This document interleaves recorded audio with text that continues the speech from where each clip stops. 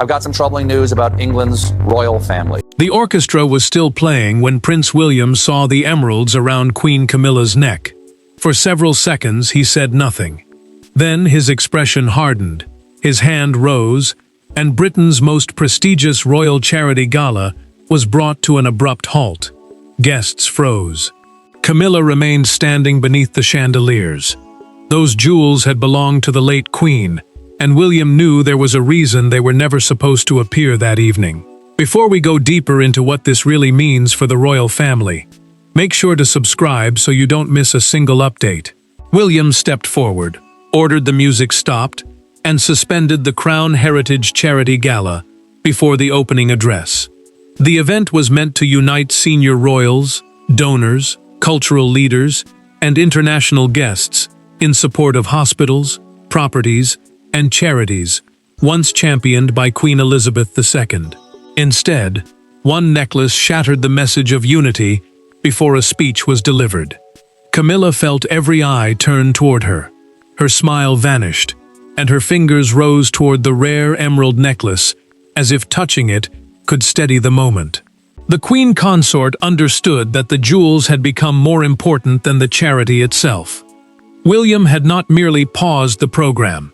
He had challenged her judgment before influential people in the room. Catherine moved closer without speaking. She knew his anger was not driven by price, fashion, or attention. The emerald suite, the matching necklace and earrings treated as one historic set, carried the late monarch's memory and had recently been placed under restricted access. That meant the pieces could not be worn publicly without approval from both the King and the Prince of Wales, the title held by the direct heir. William had already refused a request for those emeralds days earlier. He had made the decision plainly, leaving no room for confusion. Their appearance around Camilla's neck could not be dismissed as an innocent mistake, and Catherine saw him fighting to remain controlled as betrayal replaced surprise. Charles watched from the head table as the room fell silent. The king had expected an evening built around service, generosity, and continuity. Now he faced his wife, wearing jewels his son had forbidden, while William waited for an explanation that could damage them all. Security officers closed the ballroom doors. Camilla lowered her hand, Catherine held her ground, and Charles rose as the future king turned toward them.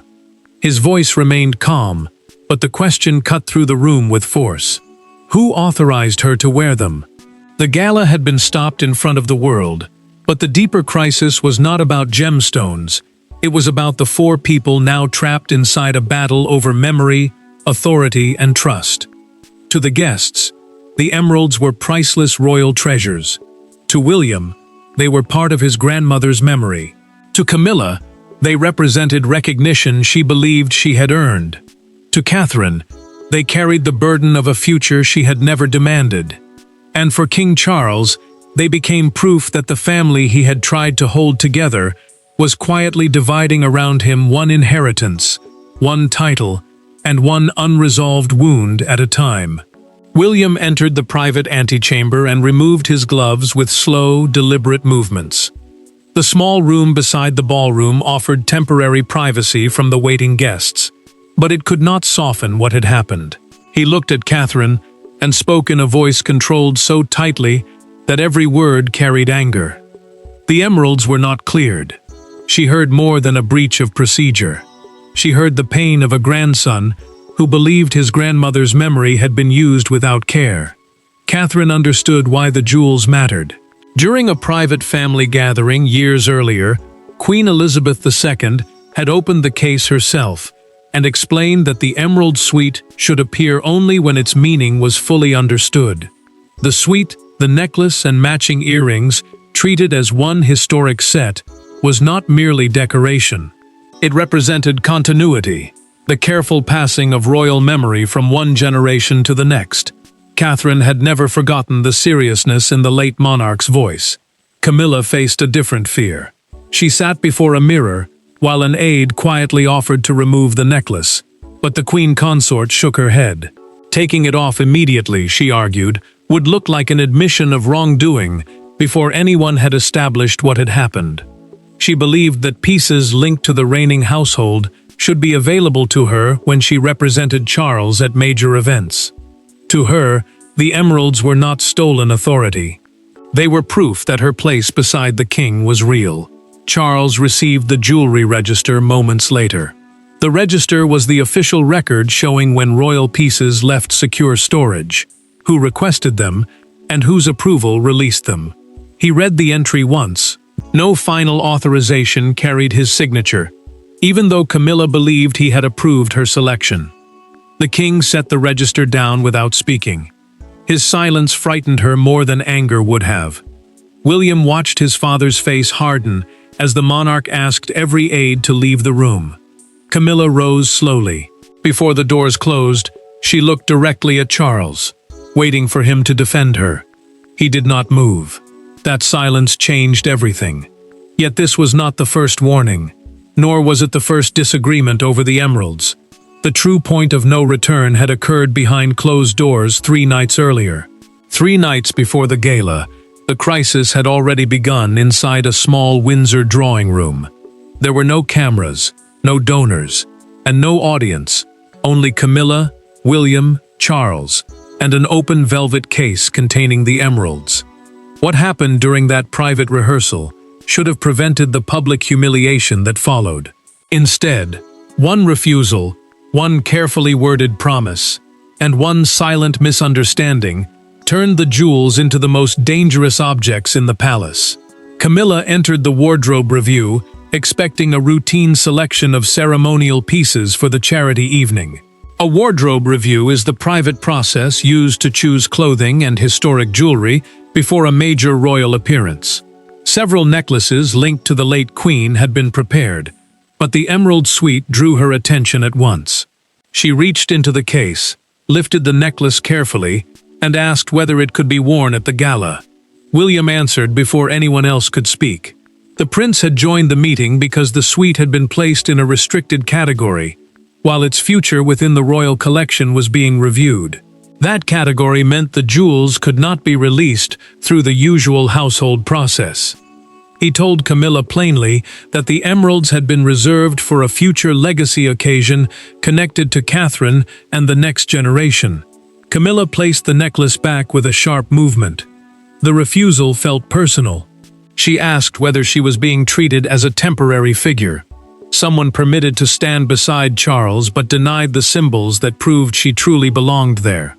The queen consort heard humiliation disguised as procedure, while William heard a challenge to a boundary he believed had already been settled. Charles moved quickly to calm them. The king told his wife, "Not at this event," then turned to his son and urged him to show greater sensitivity. Yet the monarch's words failed both of them. Camilla heard the possibility of approval later. William heard his father weakening a direct refusal. Neither understood the sentence in the same way.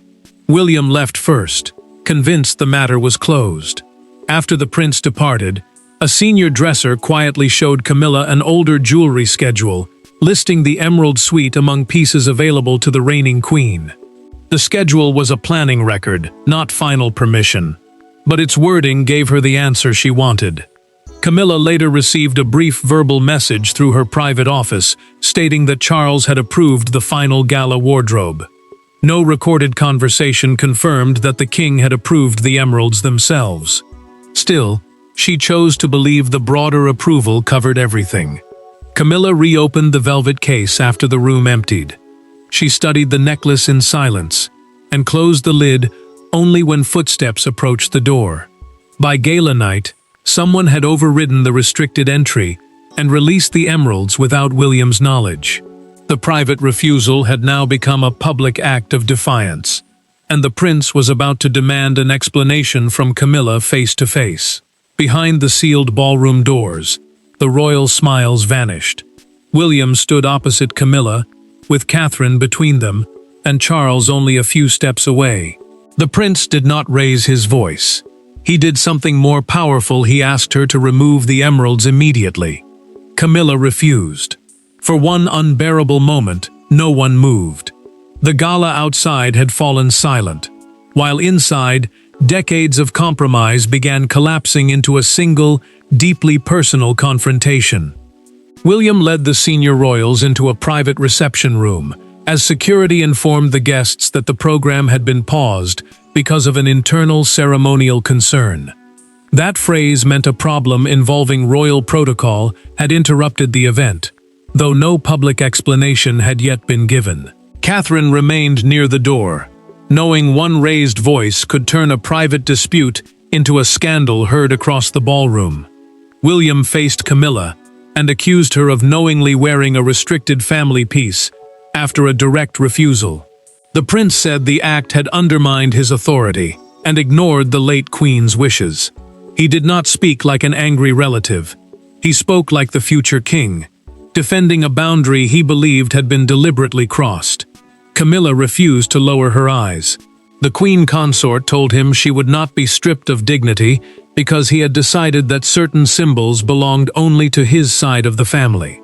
She argued that she stood beside Charles at a major royal event and had every right to believe the final wardrobe approval included the emeralds. William stepped closer and lowered his voice. "Please remove them before I have them removed from the program myself." The words landed with brutal calm. Camilla gripped the edge of a chair but did not sit, while Catherine watched both of them struggle not to turn pain into cruelty. Charles demanded to know who had released the jewels. Camilla named the courtier, who told her the king had approved the final selection. The monarch's expression changed immediately.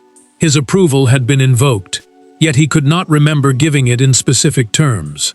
Catherine noticed something the others had missed. A temporary access tag remained attached near the necklace's security clasp. The tag was used when an item left the private vault outside the normal ceremonial schedule, proving that someone had bypassed the usual release process. Charles turned back to Camilla. The king asked whether she had known William had already rejected the request. She opened her mouth, then hesitated. That pause answered him more clearly than any denial could have. The monarch ordered the jewelry office sealed and demanded the complete access record. The argument was no longer only about wounded pride. It had become an investigation into whether royal authority had been altered or misused.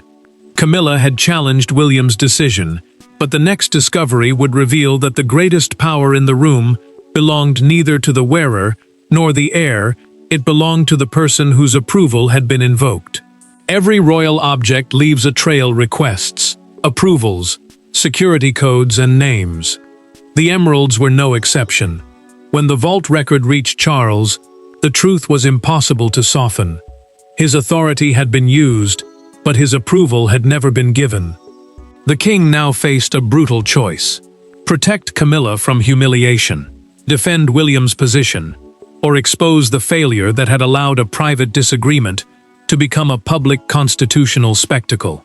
Charles read the access record in silence, while William stood across from him.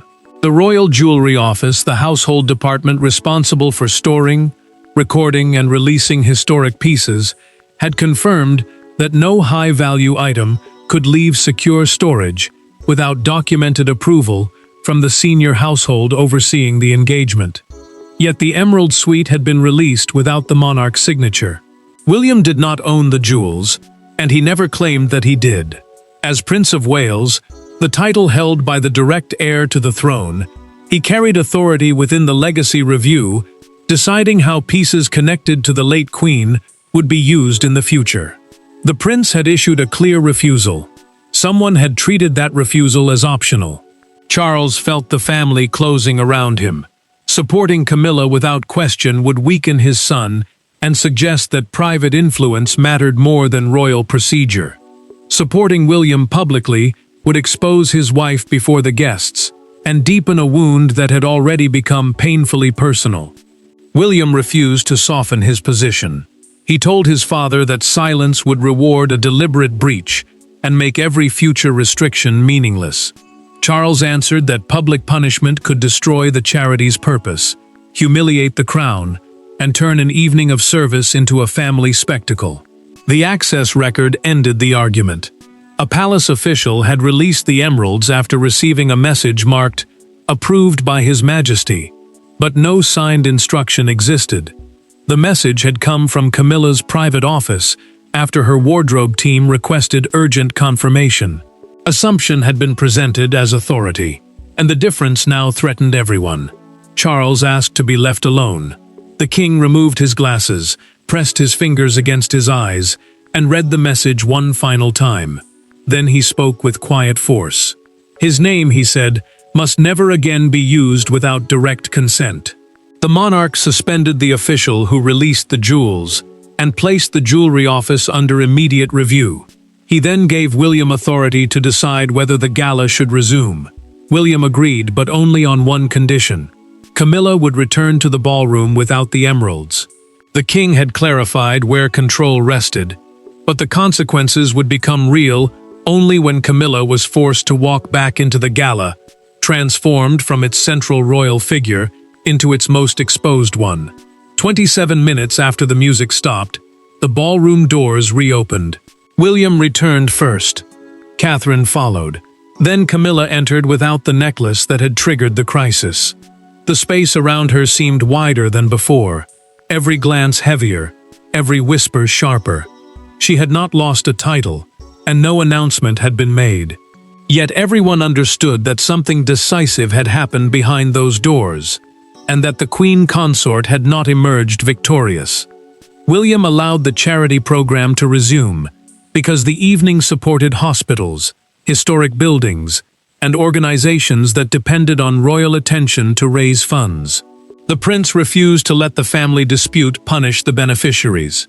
Still, the opening procession was shortened, and the royal receiving line, the formal moment, when senior royals greet invited guests one by one, was cancelled without explanation. Camilla returned wearing a simple pearl necklace. The queen consort felt the absence of the emeralds more heavily than she had felt their weight.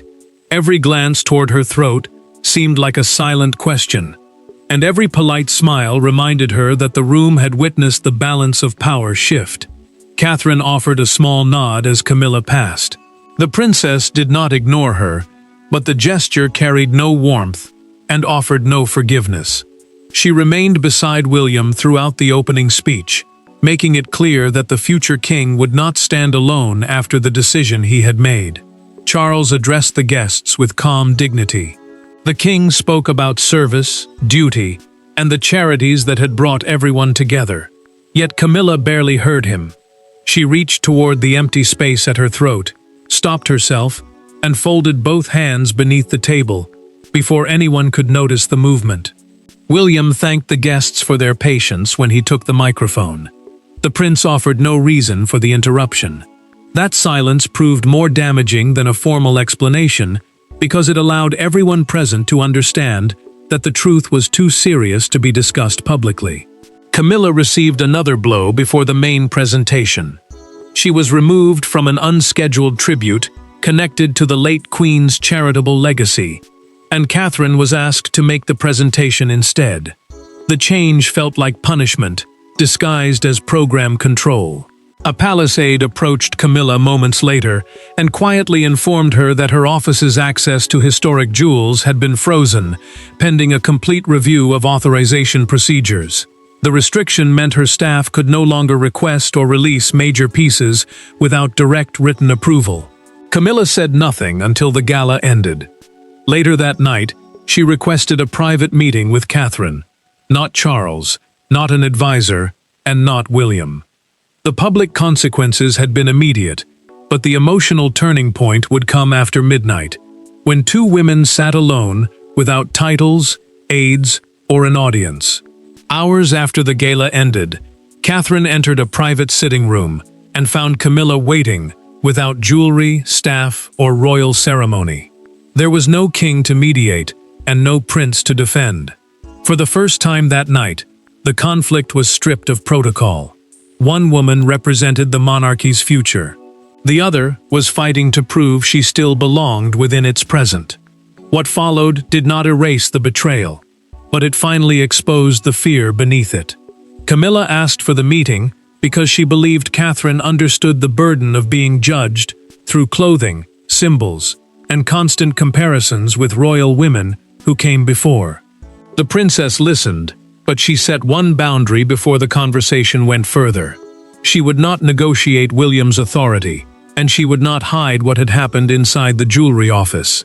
Camilla admitted that the refusal at Windsor had cut deeper than she had shown. The Queen Consort said the emeralds had been described as part of Catherine's future, while she was made to feel like a temporary figure standing in borrowed space. She had spent years proving loyalty to Charles, yet one closed velvet case had made her feel tolerated rather than accepted. Catherine answered with painful calm. The princess told her that wearing the jewels after a direct refusal had not strengthened her position. It had placed Charles in danger, embarrassed William before the household, and turned the late Queen's memory into a weapon in a personal struggle. Camilla lowered her voice and asked the question she had avoided all night. Did Catherine believe she had ever truly belonged? Catherine paused before answering. She poured water into 2 glasses, placed one in front of Camilla, and said belonging could not be forced through possession. It had to be built through trust, especially when the symbols involved carried meaning for the entire family. Camilla finally revealed the truth through the private conversation itself. She had known William said no. She had simply convinced herself that Charles' wider approval of the Gala wardrobe overruled the objection. The Queen Consort had not misunderstood everything. She had chosen the interpretation that protected her pride. Catherine then revealed something Camilla had never been told. William had intended to invite her to wear another major emerald piece at a future Commonwealth event, a gathering linking the king with nations connected through shared history and cooperation. The act of defiance had been unnecessary. Camilla accepted the blow. She agreed to issue a private acknowledgement of responsibility and accepted the temporary restriction on her jewelry access without challenge. The family had finally reached a private understanding, but outside the palace walls, the empty space around Camilla's neck had already become the image Britain could not ignore. By sunrise, 2 photographs dominated Britain. In the first, Camilla entered the gala wearing the late Queen's emeralds. In the second, she returned without them, her expression fixed, and William standing several steps ahead. No official explanation was needed for the public to sense a royal rupture. The missing necklace became more powerful than the necklace itself, a visible sign that authority had been challenged, tested, and dramatically reclaimed in front of the crown's closest supporters. Broadcasters rebuilt the night from guest accounts, arrival photographs, and the confirmed 27-minute pause in the program. The palace released a controlled statement saying the event had been briefly suspended because a historic jewelry authorization required immediate clarification. That phrase meant permission to use a royal piece had been questioned before the item could remain part of the official engagement. Camilla watched the morning coverage alone. The Queen Consort heard commentators describe the missing emeralds as proof that William was already enforcing the standards of his future reign. Each sentence made the private humiliation feel larger. She had accepted responsibility behind closed doors, but the country now saw only the before and after. William disliked the spectacle just as deeply. The prince told Catherine during a private morning conversation that he had never wanted the charity gala turned into a public drama. Still, he refused to express regret. Allowing the breach to pass, he said, would have created a greater crisis by teaching every royal office that direct restrictions could be ignored without consequence. A major London newspaper captured the conflict in one brutal front page. One photograph showed Camilla wearing the emeralds beneath the headline, "The Gala That Stopped." Beside it appeared the later image of her bare neckline and William's stern expression. The contrast turned a complicated family dispute into a simple public verdict. Outside Buckingham Palace, a small crowd gathered near the gates. Several people held photographs of the late Queen, and applause rose when William's car entered the grounds. Others remained uneasy, arguing that stopping the event had been unnecessarily harsh and that family tensions should never have overshadowed the charities. The palace confirmed through its written statement that Camilla's office had initiated the final request for the jewels.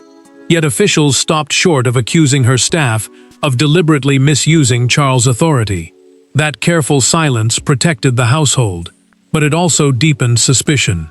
Britain divided. Some believed William had humiliated the Queen Consort. Others believed the future king had protected the late monarch's legacy from personal appropriation. Charles knew public debate could not settle the matter. The king prepared one final family decision that would determine the emerald's future and define what the halted gala truly meant. The world had formed its judgment from 2 photographs, but the monarchy's final verdict would be delivered privately, with the emeralds resting unopened between the king, his son, and his wife.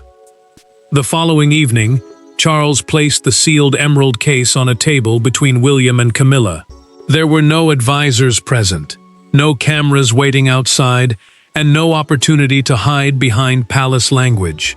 The king did not ask who had been hurt most. He asked what the crown required next.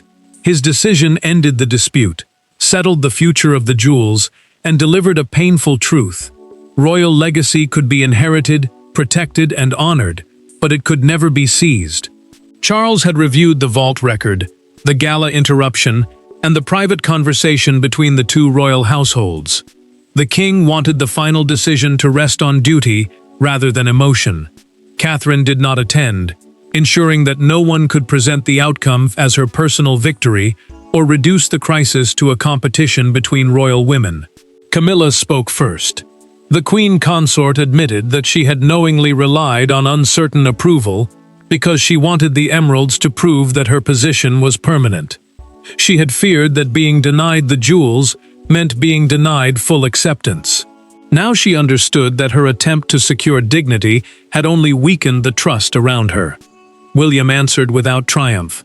The prince admitted that halting the gala had embarrassed the family and distracted from the charities. Yet he maintained that private warnings had already failed. Immediate action, he said, had become necessary because allowing the breach to continue would have made every future restriction meaningless. Charles placed one hand on the sealed case. The monarch ruled that the rare emerald suite would remain unavailable for routine public engagements. He assigned the jewels to a protected legacy collection honoring Queen Elizabeth II. That collection would preserve pieces linked to the late sovereign, with future appearances limited to major historical occasions, approved jointly by the reigning monarch and the direct heir. Camilla accepted the revised authorization system for her office. She then looked at William and acknowledged directly that she should never have worn the suite after his refusal. The Queen Consort did not excuse the decision, and she did not ask the prince to forget it. William offered no instant warmth, but he thanked her for accepting responsibility. Charles watched the tension ease, without pretending the damage had disappeared. Order had returned, but trust would have to be rebuilt through conduct, not words. Camilla left without opening the case.